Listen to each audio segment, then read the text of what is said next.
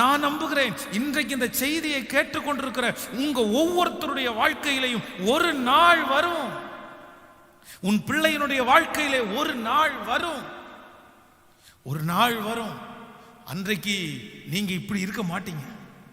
நீங்க ஒருவேளை இந்த ஜெபத்துல இருக்கிற நிறைய பேர் நீங்கள் சோர்ந்து போகலாம். பாஸ்டர், இனி எங்க வரப்போகுது, இனி எங்க வரப்போகுது?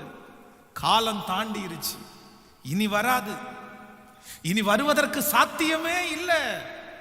இனி நான் இவ்வளவு வயசானதுக்கு அப்புறமா அந்த நாள் வரப்போகுது, இவ்வளவு இழந்ததுக்கு அப்புறமா அந்த நாள் வரப்போகுது, இவ்வளவு அவமானப்பட்டதுக்கு அப்புறமா அந்த நாள் வரப்போகிறது, இத்தனை பேர் ரிஜெக்ட் பண்ணதுக்கு அப்புறமா எனக்கு வரப்போகுது. இல்லை, ஆண்டவருடைய பிள்ளைகளை நான் நம்புகிறேன். இந்த சத்தத்தை கேட்டுக்கொண்டிருக்கிற யாரோ ஒருத்தரிடத்துல கர்த்தர் பேசுகிறார். இல்ல, நீ தான் சொல்லிட்டு இருக்கிற இனி எங்க வரப்போகுதுன்னு சொல்லிட்டு இருக்கிற.